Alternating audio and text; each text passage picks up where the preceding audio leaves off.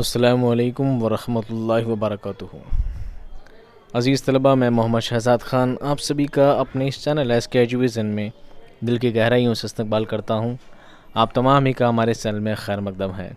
उम्मीद करता हूँ आप सभी खैर आफ़ियत से होंगे और इस दुआ के साथ कि अल्लाह ताला आपको खुश खुर्रम वाली ज़िंदगी अता फ़रमाए।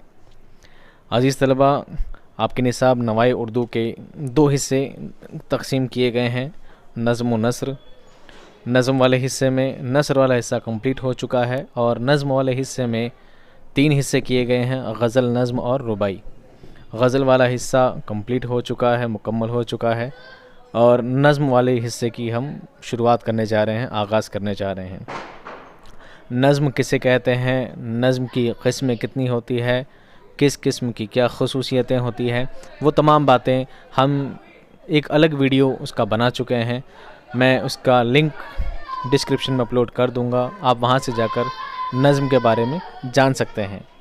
नज़म की तमाम ख़ुसूसियतें, नज़म को लेकर पूरा एक अलग वीडियो हम बना चुके हैं।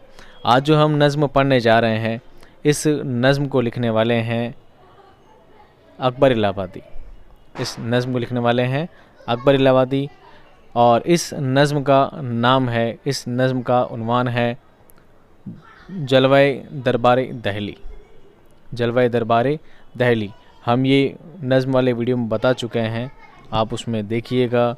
नज़म लिखने के लिए एक मरकज़ी ख़याल होना ज़रूरी है, एक सेंटर पॉइंट होना ज़रूरी है जिसके इर्द गिर्द पूरी नज़म लिखी जाती है। तो इस नज़म का भी, जबकि गज़ल में ये चीज़ ज़रूरी नहीं होती। तो आज की जो हमारी नज़म लिखी गई है वो है जलवाए दरबार दहली। 1898 में लॉर्ड कर्ज़न वायसराय बनकर इंडिया आए थे, हिंदुस्तान मुल्क में आए थे और 1903 में उन्होंने एक दरबार लगाया था। तो ये नज़म उसी सूरत में लिखी गई है, यानी अंग्रेज़ी हुकूमत के ऊपर तंज़ किया गया है, तंज़िया अंदाज में इस नज़म को लिखा गया है। और दहली दरबार में क्या क्या चीज़ें किस तरह देखी और उसका पूरा मंजरकशी आपने नज़म के ज़रिए बहुत खूबसूरत अंदाज में पेश किया है। उम्मीद करता हूँ आपको ये नज़म बहुत पसंद आएगी। आप इसे जहन लगाकर, मन लगाकर सुनने की और समझने की कोशिश करें। आइए इस नज़म को शुरू करने से पहले हम अकबर इलाहाबादी का मुख्तसर तारुफ जानेंगे, उसके बाद हम नज़म को पढ़ेंगे। अकबर इलाहाबादी 1846 ता 1921। आपकी विलादत, आपकी पैदाइश 1846 में हुई थी और आपका इंतकाल 1921 में हुआ था। सैयद अकबर हुसैन रिजवी, नाम अकबर तखल्लुस था। आपका नाम क्या था? सैयद अकबर हुसैन। और अकबर आपका क्या था? तखल्लुस था। तखल्लुस आपको हम पहले बता चुके हैं, शायर अपनी नज़म के लिए, अपनी गज़लों के लिए, अपनी शायरी के लिए जिस नाम को अख्तियार करता है उसे तखल्लुस कहा जाता है। ज़िला इलाहाबाद में आप पैदा हुए, इसलिए आपका नाम अकबर इलाहाबादी कहलाया गया। बचपन ज़िला शाह आबाद में गुज़रा। 1855 में अपने ख़ानदान के साथ इलाहाबाद गए और यहीं मुस्तकिल सकूनत इख्तियार कर ली, यानी हमेशा के लिए आप रहने लग गए। यहाँ पहले एक मकतब और फिर जमुना मिशन स्कूल में दाखिल हुए, लेकिन 1857 के इनकलाब के बाअस तालीम जारी न रख सके। 1857 का मतलब प्रथम स्वाधीनता संग्राम, पहली जंग आज़ादी की जो कोशिश की गई थी 1857 में, उस आंदोलन में, उस इनकलाब में, इनकलाब का मतलब आंदोलन में, उस इनकलाब में, उन झगड़ों में, उन फसाद में, उनकी बाअस का मतलब वजह, कारण, उसके कारण आप तालीम कंटिन्यू नहीं रख सके। मुलाजमत की इब्तिदा अर्जी नवीसी से की। मुलाजमत की इब्तिदा अर्जी नवीसी से की। मुलाजमत यानी नौकरी, किससे की? अर्जी नवीसी, ख़त लिखने से। कुछ मुद्दत के बाद इलाहाबाद ज़िला में नायब तहसीलदार हो गए। इलाहाबाद में आपको क्या पोस्ट मिली थी? नायब तहसीलदार। हाई कोर्ट की वकालत का इम्तिहान पास करके वकालत का पेशा अख्तियार किया। वकालत मतलब एडवोकेट, वकालत मतलब एडवोकेट, आपने वकील का पेशा भी इख्तियार किया, चुना। मुंसिफ के अहदे पर भी मामूर हुए, मुंसिफ के अहदे पर भी मामूर हुए रहे और 1898 में उन्हें हुकूमत से खान बहादुर का खिताब मिला। हुकूमत से क्या मिला? खान बहादुर का खिताब मिला, आपको एजाज़ से नवाजा गया। अकबर की ज़िंदगी का आखिरी ज़माना ज़हनी और जिस्मानी तकालीफ और परेशानियों में गुज़रा।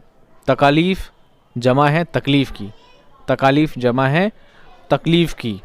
तो आपकी ज़िंदगी का आखिरी वक्त किससे, ज़हनी और जिस्मानी यानी मानसिक और शारीरिक दोनों ही रूप से आपकी ज़िंदगी क्या रही, परेशान रही।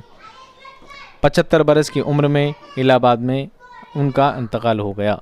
आपकी उम्र कितनी रही, 75 साल आपकी उम्र रही, उसके बाद आपका क्या हो गया, इंतकाल हो गया। अकबर को शायरी का शौक़ बचपन से ही था, शायरी में इंटरेस्ट बचपन से ही था। उन्होंने आम रिवाज के मुताबिक शायरी की इब्तिदा गज़ल गोई से की। आम रिवाज यानी आम तौर तरीक़ों के हिसाब से, आम तौर तरीक़ों से जिस भी शायर ने नज़्म, मरसिया, मसनवी कुछ भी लिखने का स्टार्ट किया है, शुरुआत की है, तो सबसे पहले उसने गज़ल गोई में ही हाथ आजमाया है।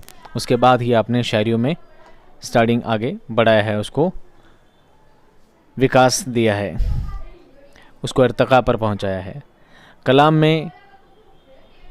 में इस्लाह ग़ुलाम, कलाम पर इस्लाह ग़ुलाम हुसैन वहीद से ली जो आतिश के शागिर्द थे।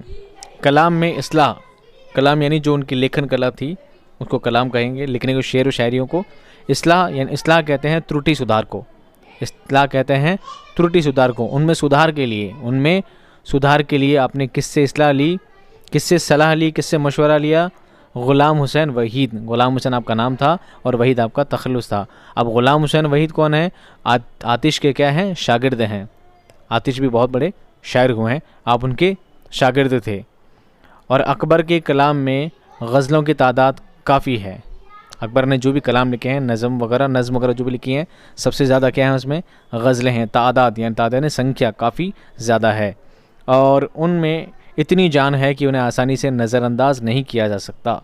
आपकी गज़लों को आसानी से नज़रअंदाज नहीं किया जा सकता। आपने इतनी मौसर गज़लें लिखी हैं, लेकिन उनकी इनफरादियत, उनकी तंज़ व मज़ाहिया शायरी में नज़र आती है। इनफरादियत, इंडिविजुअली उनको अलग कर देना, उन सभी शायरों से अलग कर देना, ये उनका फ़न था। क्या फ़न था, तंज़ व मज़ाहिया। तंज़ यानी आलोचना, तंज़ का मतलब आलोचना करना किसी बात को। मज़ाहिया कहते हैं हास्य रूप में, एक हंसी मजाक के लहजे में किसी बात पर आलोचना कर देना, ये उनकी शायरियों की सबसे बड़ी क्या थी, ख़ुसूसियत थी। और यही बात उनको दूसरे शायरों से क्या करती है, अलग करती है। यही शायरी उनकी दायमी शोहरत का बाअस बनी और उसमें कोई दूसरा शायर उनका हमसर ना हो सका। हमसर यानी बराबर, दूसरा कोई शायर उनके बराबर नहीं हो सका। क्यों, उन्होंने जिस तरह तंज़ो मज़ाहिया वाली शायरियाँ लिखी है, उस लिहाज से उनके बराबर कोई शायर नहीं हो सका। आपने आलोचना करते हुए बातों को हंसी मजाक में बहुत बड़ी बड़ी आलोचनाएं आपने कर दी हैं, जो बहुत बड़ी बड़ी तकरीरों से बयान नहीं हो सकती। आपने छोटी छोटी नज़मों से, छोटी छोटी शायरियों से एक बड़ी बड़ी बातों को आपने कह डाला है। उन्होंने अकबर के ज़रीफ़ाना शायरी महज हंसने हंसाने का ज़रिया नहीं, आपकी शायरियाँ हंसने हंसाने का ज़रिया नहीं, आपकी शायरी सिर्फ इसलिए नहीं पढ़ी जाती है कि इसको पढ़ने से हंसी मजाक होगा, इसको पढ़ने से मज़ा आ जाएगा, बल्कि उन्होंने उसके ज़रिए अंग्रेज़ी तालीम के मनफी असरात और मगरबी तहज़ीब की अंधी तक़लीद पर भरपूर वार किए और छोटी छोटी नज़मों से वो काम लिए जो बड़ी बड़ी तकरीरों से नहीं लिया जा सकता था। बड़ी बड़ी तकरीरों में जो बात अंग्रेज़ों के ख़िलाफ़ नहीं कही जा सकती थी, आपने अपनी छोटी छोटी नज़मों से, छोटी छोटी शायरियों से अंग्रेज़ी हुकूमत पर वो तंज़ किया है, वो आलोचना की है, उनको बुरा भला कहा है। छोटी छोटी नज़मों से हंसी मजाक के अंदाज़ में एक ऐसा तंज़ किया है, लोगों को उनकी असलियत सामने लाने की कोशिश की है कि ब्रिटिश राज, अंग्रेज़ी हुकूमत हमारे लिए कितनी नुकसानदा और कितनी ख़राब है, ये हमारे लिए मुफीद नहीं है और हमें हर हाल में इनसे आज़ादी पाना ज़रूरी है। अकबर इलाहाबादी अगरचे तंज़िया और मज़ाहिया शायर की हैसियत से मशहूर है, लेकिन उनकी शायरी का एक बड़ा हिस्सा संजीदा शायरी पर मुश्तमिल है। उन्होंने बहुत नज़मों के तर्जुमे भी किए हैं। आपने बहुत सारी नज़मों के तर्जुमे किए हैं। तर्जुमा करना, ट्रांसलेट करना। आपने दूसरी जो नज़में लिखी जाती हैं हिंदी में, इंग्लिश में, दूसरी अहले ज़बानों में आप जो शायरियाँ, गज़लें, नज़में लिखी, आपने उनको ट्रांसलेट करके उर्दू में भी ट्रांसलेट किया है। और आपकी जो शान है, आपकी जो इज़्ज़त है, आपको जिस शायरी के जिस लिहाज से जाना जाता है, आपको जाना जाता है तंज़ व मिज़ाहिया शायर के लिहाज से कि आप तंज़ व मिज़ाहिया शायर हैं। आपकी सारी शायरियाँ, आपकी सारी नज़में, आपकी ज़्यादातर नज़में तंज़ व मिज़ाहिया अंदाज़ में ही लिखी गई है। तंज़ व मिज़ाहिया हास्य आलोचनात्मक आपकी नज़में लिखी गई हैं। लेकिन इन सब के बावजूद आपकी बहुत सी शायरियाँ, आपकी बहुत सी नज़में संजीदा भी हैं। संजीदा मतलब गंभीर रूप से भी बहुत सी आपकी नज़में लिखी गई हैं। यहाँ पर अकबर इलाहाबादी का इंट्रोडक्शन ख़त्म होता है। अब हम पढ़ेंगे आज की नज़्म, जिसका उन्वान, जिसका नाम है जलवाए दरबार दहली। ठीक है, ये नज़्म क्यों लिखी गई थी? क्योंकि 1898 में लॉर्ड कर्ज़न नए वाइसराय बनकर हिंदुस्तान मुल्क में आए थे। 1903 में उन्होंने हिंदुस्तान में एक दरबार लगवाया था। उसी दरबार की शान को, उसी दरबार पर एक तंज़ करते हुए आपने ये नज़्म उस वक्त लिखी थी। आइए हम इस नज़्म को पढ़ते हैं और समझते हैं। इस नज़्म में ज़्यादा भारी भारी अल्फाज नहीं इस्तेमाल किए गए हैं, ज़्यादा मुश्किल अल्फाज इस्तेमाल नहीं किए गए हैं, बल्कि छोटे छोटे अल्फाजों से, आम ज़बान के अल्फाजों से ये नज़्म लिखी गई है, जो बच्चों के लिए या एक तंज़ या एक मज़ाही अंदाज में नज़्म लिखी गई है। इस नज़्म को लिखने की वजह मैं आपको बता चुका हूँ। जलवाए दरबार दहली। सर में शौक़ का सौदा देखा, दहली को हमने भी जा देखा। जो कुछ देखा अच्छा देखा, क्या बतलाएं क्या क्या देखा। सर में शौक़ का सौदा देखा, सर में एक दिन बात उमड़ आई, सर में एक दिन बात पैदा हो गई कि चलें हम भी दहली दरबार जाकर देख लेते हैं। एक दिन मुझे भी शौक़ चढ़ गया, मुझे मतलब किसको? अकबर इलाहाबादी को। तो कहते हैं मुझे भी एक दिन शौक़ हो गया कि चलो मुझे भी दरबार दहली देखना चाहिए।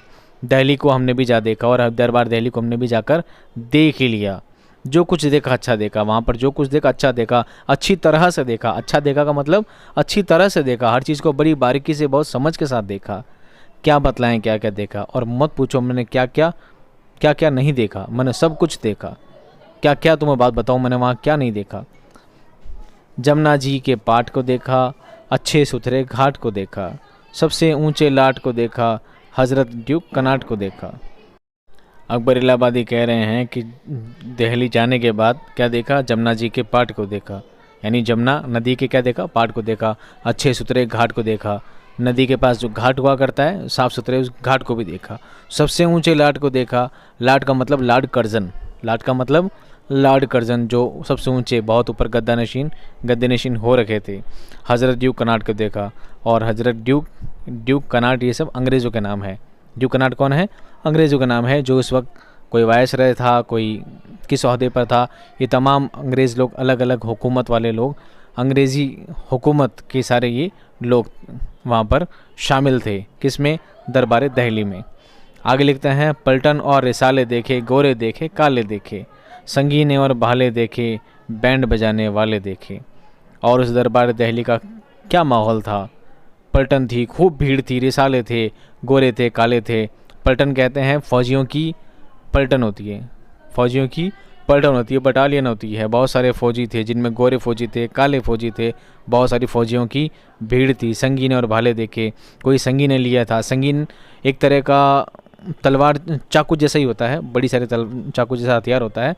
भाले थे जिनके पास संगीनें थी, बंदूकें थी, भाले थी। बैंड बजाने वाले बहुत सारे थे, उन फ़ौजियों के साथ साथ बैंड बजाने वाले भी बहुत सारे लोग वहाँ थे, और ना जाने कैसा माहौल था।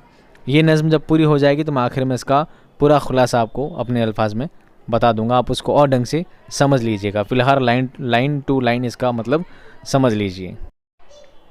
खैमों का एक जंगल देखा, इस जंगल में मंगल देखा, ब्रह्मा और विरंगल देखा, इज़्ज़त ख्वाहों का दंगल देखा। सड़कें थी हर कैंप से जारी, पानी था हर पंप से जारी, नूर की मौजें लैंप से जारी, तेज़ी थी हर जंप से जारी। डाली में नारंगी देखी, महफिल में सारंगी देखी, बेरंगी बारंगी देखी, दहर की रंगा रंगी देखी। खैमों का एक जंगल देखा, खैमा कहते हैं टेंट को, तंबू को। जगह जगह टेंट लगाए गए थे बहुत सारे। कहाँ पर? दरबार दहली में। ये दरबार दहली का जो जलवा था, जिसे देख रहे हैं शायर, वो बता रहे हैं कि वहाँ पर खैमों की क्या थी? कतारें थी, एक जंगल था पूरा, बहुत सारे टेंट लगाए गए थे। इस जंगल में मंगल देखा, और जंगल टेंट में भी बहुत सारे लोग, बहुत भीड़ लगाए हुए थे।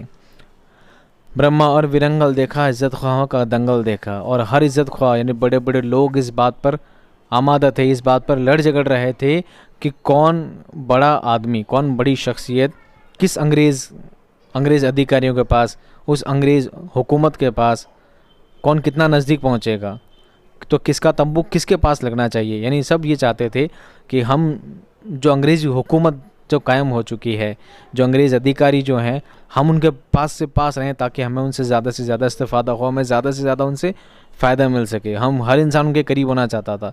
हर इंसान कौन? इज़्ज़त ख्वाह लोग, बड़े बड़े लोग, पैसे वाले लोग उनके पास जाना चाहते थे, उनके पास अपना तंबू लगवाना चाहते थे, उनके पास अपना टेंट लगवाना चाहते थे, उनके पास रहना चाहते थे। कौन? बड़े लोग। तो वहाँ पर बड़े बड़े इज़्ज़त ख्वाहों की क्या थी? हजूम लगा था, भीड़ भाड़ थी, अफरा तफरी मच रही थी उन तंबुओं, उन टेंट को लेकर। सड़कें थी हर कैंप से जारी, पानी था हर पंप से जारी। यानी हर कैंप में, हर तंबू के पास से, हर कैंप के पास से सड़कें जा रही थी। सड़कों का इस तरह इंतज़ाम किया गया था। पानी था हर पंप से जारी, हर पंप से पानी बह रहा था। नूर की मौजें लैंप से जारी, लैंप का मतलब रोशनी के लिए बहुत बड़ी व्यवस्था, बहुत बड़ा इंतज़ाम किया गया था कि रोशनी का भी बहुत भारी इंतज़ाम किया गया था। तेज़ी थी हर चम से जारी, और तेज़ रफ्तार में लोग आ रहे थे, जा रहे थे, भीड़ भाड़ का माहौल हो रहा था। पानी की व्यवस्था, लाइट की व्यवस्था, सड़कों की व्यवस्था, सब तरह का इंतज़ाम किया गया था वहाँ पर। जलवाए दरबार दिल्ली में बड़ा हलाहल मच रहा था, भीड़ भाड़ हो रही थी, और वहाँ इस तरह के हालात नज़र आ रहे थे। डाली में नारंगी देखी, डाली में यानी नारंगी कहते हैं आर्टिफिशियल नारंगी, नारंगी मतलब आर्टिफिशियल नारंगी वहाँ पे लगाई गई थी। किसके लिए? खूबसूरती के लिए। नकली पेड़ लगाए गए थे ताकि दरबार दिल्ली खूबसूरत लगे। महफिल में सारंगी देखी, महफिल यानी मजलिस, सारंगी कहते हैं सुर के लिए बजाई जाने वाली मौसीकी, संगीत के लिए संगीत के भी इंतज़ाम किए गए थे। बेरंगी बारंगी देखी, बेरंगी एक बेरंगा पना था, उसके बाद ये बारंगी थी। बहुत रंग बिरंगे हालात थे वहाँ पर। कहाँ पर? जलवाए दरबार दिल्ली में। दहर की रंगा दंगी देखी, दहर का मतलब दुनिया, और दुनिया की सारी रंगीनियाँ वहाँ पर नज़र आ रही थी। दुनिया में जितने भी रंगीनियाँ होती है, सभी रंगारंगी वहाँ पर नज़र आ रही थी। कहाँ पर? दरबार दिल्ली में। अच्छे अच्छों को भटका देखा, अच्छे अच्छों को भटका देखा, भीड़ में खाते झटका देखा, मुंह को अगरचे लटका देखा, दिल दरबार से अटका देखा। हाथी देखे भारी भरकम, उनका चलना कम कम थम थम, जर्री झूले नूर का आलम, मीलों तक वो चमचम चमचम। पुरथा पहलुए मस्जिद जामे, रोशनियाँ थी हर सूला में, कोई नहीं था किसी का सामे, सबके सब थे दीद के तामे। अच्छे अच्छों को भटका देखा, अच्छे अच्छे बड़े बड़े लोग भी वहाँ भटक रहे थे उस भीड़ में। किस भीड़ में? दरबार दिल्ली में। दरबार दिल्ली का जलवा देखने के लिए उस भीड़ में लोग उमड़ रहे थे। भीड़ में खाते झटका देखा, और भीड़ में झटके खा रहे थे, धक्के खा रहे थे। मुंह को अगरचे लटका देखा, जब भीड़ में इंसान इतना धक्के खाएगा तो क्या करेगा? मुंह लटका लेगा। भीड़ में धक्के खा रहे थे, लेकिन दरबार दिल्ली का जलवा देखना चाहते थे। दिल दरबार से अटका देखा, उस भीड़ भाड़ में अटक रहे हैं, भीड़ भाड़ से भटक रहे हैं, इतना ज़्यादा झटके खा रहे हैं, परेशान हो गए हैं, उस परेशानी के सबब मुंह लटका लिए हैं, लेकिन फिर भी दिल का अटका है दरबार के लिए कि एक बार बस दरबार दिल्ली का जलवा देखने की सब में उम्मीद जागी है। और उसी भीड़ में, उसी ख्वाहिश में हर इंसान उस भीड़ में शामिल हुए जा रहा है। हाथी देखे भारी भरकम, बड़े बड़े भारी भारी, भारी भरकम और बहुत भारी भारी हाथी देखे वहाँ पर। किन्होंने? शायर साहब ने। उनका चलना कम कम थम थम, और हाथी चलते हैं धीरे धीरे, धीरे धीरे हाथी वहाँ पर चल रहे थे। जर्री झूली नूर का आलम, और हाथियों के ऊपर जर्री झूले लटका रहे थे, झूमर लगाए गए थे छोटे छोटे कांच के, और आर्टिफिशियल ऐसे लगाए थे ताकि हाथी दिखने में खूबसूरत लगे। आपने आज भी देखा होगा शादी ब्याह वगैरह में घोड़ी वगैरह जो हुआ करती है उस पर जो सजाया जाता है उसको पूरा, ताकि वो खूबसूरत लगे। ऐसे ही राजा महाराजाओं के हाथी घोड़े कुछ इस तरह सजाया जाता है, तो उन पर जर्री झूले टांगी गई थी। किन पर? हाथियों पर, ताकि वो खूबसूरत लगे और दरबार किससे शान बढ़े। मीलों तक वो चमचम चमचम, मीलों तक यानी बहुत दूर तक, चमचम यानी चमचमाट कर रहा था, चमक रहा था। क्या? हाथी के ऊपर सजावट, हाथी की वो जर्री झूलें चमक रही थी, दुनिया में हर जगह चमक उठ रही थी। किस बात से? उन हाथियों से। भारी भारी हाथी थे, धीरे धीरे चल रहे थे और उन पर इस तरह सजावट की गई थी कि उसकी सजावट, उसकी जर्री झूले दूर से चमक रही थी। ऐसा आलम कुछ वहाँ पर देखा गया था। पुरथा पहलू मस्जिद जामे। पुरथा पहलू मस्जिद, पहलू आसपास, मस्जिद जामे यानी जामा मस्जिद के आसपास, जामा मस्जिद के अतराफ में भी काफ़ी सारे लोग मौजूद थे। रोशनियाँ थी हर सूला में, रोशनियाँ थी हर सूला में, हर तरफ रोशनी ही रोशनी जगमगा रही थी। कोई नहीं था किसी के सामने। सामने मतलब सुनना, आपने सुना होगा सामईन, सामईन ने सुनने वाले, तो सामने मतलब सुनने वाले। कोई नहीं था किसी के सामने और कोई किसी की नहीं सुन रहा था। सब के सब थे दीद के तामे। तामे कहते हैं लालची, दीद कहते हैं देखना। सब के सब देखने के लालची थे।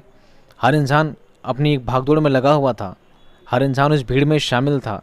हर इंसान उस भीड़ में झटके खा रहा था, धक्के खा रहा था, लेकिन हर इंसान सिर्फ इस दीद के तामे था, इस दीदार के लेकर लालच में था कि हमें एक बार बस क्या देखना है? दिल्ली दरबार का जलवा देखना है। भले ही झटके खाएंगे, भले ही परेशान होएंगे, कुछ भी होगा, लेकिन एक बार दरबार दिल्ली का जलवा देखने की सब में लालच था। और कोई किसी की नहीं सुनता था। हर इंसान बस भागे जा रहा है, भागे जा रहा है, दौड़ लगा रहा है, कोई किसी की सुनता नहीं। कुछ ऐसी भागा दौड़ी, कुछ ऐसी अफरा तफरी अकबर ने कहाँ देखी? दरबार दिल्ली में देखी।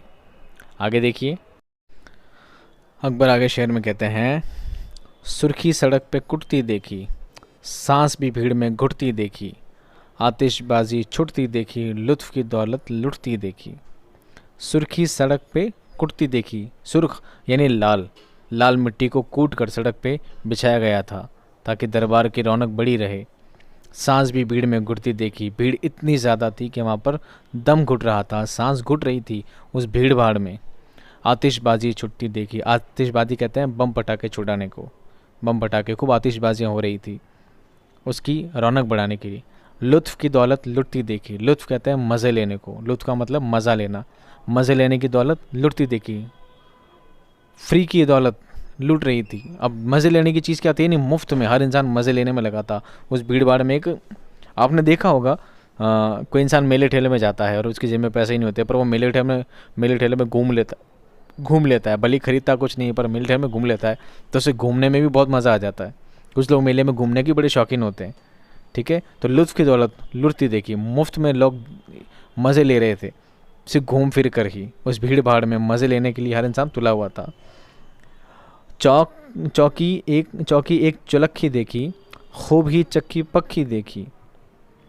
चौकी एक चौलक्खी देखी, खूब ही चक्की पक्की देखी, हर सू नेमत रखी देखी, शहद और दूध की मक्खी देखी। यानी दरबार के लिए एक शाही चौकी लगवाई गई थी, एक बहुत बड़ी चौकी लगवाई थी। चौलक्खी ने लाखों वाली, चौलक्खी नहीं लाखों वाली, 4 लाख वाली बहुत महंगी एक चौकी लगवाई गई थी। उस चौकी पर खूब ही चक्की पक्की देखी, बहुत मजबूत और बहुत शानदार, बहुत आलीशान चौकी लगवाई गई थी। हर सू नेमत रखी देखी, नेमत यानी खाने पीने की चीज़ें, हर तरह की चीज़ें उस चौकी पे सजाई गई थी, वहाँ के दरबार में सजाई गई थी। शहद और दूध की मक्खी देखी, ये एक तरह का तंज है, एक तरह का आलोचना है उनकी। खूब सारी चीज़ें थी खाने पीने की, हर तरह की बढ़िया बढ़िया चीज़ें वहाँ पर उस दरबार में, उस चौकी पर सजाई गई थी। और इन सब चीज़ों के साथ क्या थी? शहद की मक्खी, दूध की मक्खी भी थी, मक्खियाँ भी भिनभिना रही थी। ये एक तरह का तंज किया गया है। एक का हिस्सा मन्नो सलवा, एक का हिस्सा थोड़ा हलवा, एक का हिस्सा भीड़ और बलवा, मेरा हिस्सा दूर का जलवा। शायर फरमाते हैं एक का हिस्सा मन्नो सलवा। मन्नो सलवा का मतलब क्या होता है? हज़रत मूसा अलैहिस्सलातु वस्सलाम नबी हुए हैं, उन्होंने अपनी कौम के लिए अल्लाह ताला से दुआ की थी कि अल्लाह ताला मेरी कौम के लिए खाना लाया जाए। तो उनके लिए आसमान से जो बेहतरीन खाना आया करता था, आसमान से उनके लिए जो खाना उतारा गया था, उस खाने को कहा जाता है मन्नो सलवा। क्या कहा जाता है? मन्नो सलवा, जो कि मूसा अलैहिस्सलाम की कौम के ऊपर उतरा था। आसमान से ये खाना उतरा था उनके खाने के लिए। तो कहते हैं कि एक का हिस्सा मन्नो सलवा, यानी किसी को तो मन्नो सलवा जैसी चीज़ें खाने को मिल रही थी। एक का हिस्सा थोड़ा हलवा, और कोई ऐसा था कि थोड़े हलवे पे गुजारा कर रहा था। कुछ लोग ऐसे भी थे। एक का हिस्सा भीड़ और बलवा, बलवा का मतलब होता है हंगामा, एक बलवा मतलब हंगामा। कुछ लोग ऐसे थे जो भीड़ भाड़ में, हंगामों में लगे हुए थे, भीड़ में धक्के खा रहे थे, हंगामों में परेशान हो रहे थे। मेरा हिस्सा दूर का जलवा, और मैं दूर से ही दरबार दिल्ली के मज़े ले रहा था, मैं दूर से ही उसके जलवा देख रहा था। मैं का मतलब शायर साहब, अकबर साहब क्या कर रहे थे, बता रहे थे कि कुछ लोग ऐसे थे जो मनो सलवा जैसी शानदार चीज़ें खाने में मज़े ले रहे थे, कुछ लोग ऐसे थे जिनके पास थोड़ा थोड़ा हलवा खाने से ही दिन गुजार रहे थे, वक्त गुजार रहे थे, और कुछ लोग ऐसे थे जो भीड़ भाड़ में हंगामों में मुलविस थे, और मैं था जो दूर से ही ये सारा जलवा देख रहा था, दरबार दिल्ली को दूर से ही देख रहा था। आगे देखिए, अवध ब्रिटिश राज का देखा, अवध ब्रिटिश राज का देखा, पर तो तख्तो ताज का देखा, रंगे ज़माना आज का देखा, रुख करजन महाराज का देखा। अवध यानी कहते हैं ऊंचाई, अवध यानी ऊंचाई, ब्रिटिश राज, ब्रिटिश राज का मतलब अंग्रेज़ी हुकूमत, अंग्रेज़ी हुकूमत की मैंने उस वक्त ऊंचाई देखी कि वाह क्या ऊंचाई उन्होंने हासिल की है। पर तो तख्त व ताज का देखा, और तख्त व ताज जो उनको सिंहासन मिला है, जो उनको गद्दी मिली है, जो उनको हुकूमत मिली है। एक ज़माना था जब यहाँ पर मुग़लों का शासन हुआ करता था, मुग़ल यहाँ पर हुकूमत किया करते थे। आज इनकी हालत देखो, आज इनको देखो, इन्होंने मुग़लों को हरा कर, मुग़लों को भगा कर, इस पूरे मुल्क को ग़ुलाम बनाकर यहाँ पर क्या किया है, हुकूमत जमा ली है। रंगे ज़माना आज का देखा, और जब मैंने उस ताज को देखा, जब मैंने इस पूरे माहौल को देखा, तो मुझे आज के ज़माने की तरक्की याद आई कि देखो ज़माना कितना बदल गया है। एक ज़माना पहले का था, एक ज़माना आज का है। इन अंग्रेज़ों के आने के बाद ज़माना कितना बदल गया है। रुख करजन महाराज का देखा, यानी लॉर्ड कर्जन का भी रुख देखा, उनको भी देखा कि उसके बाद उस शासन का, उस दरबार दिल्ली की शान को जब मैंने देखा, जो भी सजावटें की गई थी, पेड़ों पर नकली नारंगियाँ लगाई गई थी, तरह तरह की लाइटें लगाई गई थी, पानी की व्यवस्था की गई थी, हर तरफ खूब भीड़ भाड़ का माहौल था। ये सब देखकर मुझे आज का ज़माना याद आ गया कि आज का ज़माना कितना बदल गया है। नज़्म के आखिरी अशारों में शायर क्या फरमाते हैं, पहुँचे फांद के 7 समंदर, तहत में उनके 20 बंदर, 20 बंदर, हिकमत व दानिश उनके अंदर, अपनी जगह हर एक सिकंदर।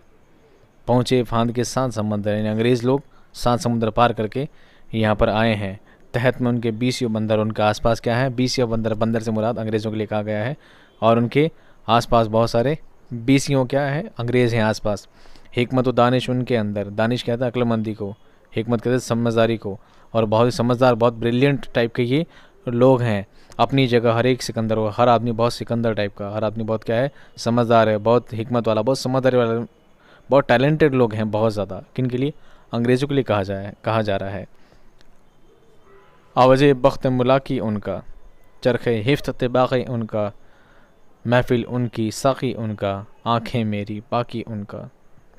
आवाज़े बख्त मिलाकी उनका, हर एक उनसे मिलने का ख्वाहिशमंद है। चरखे हिफ्त बुला के, चरख कहते हैं आसमान को, हिफ्त यानी होता है 7, ये फ़ारसी का अल्फाज है।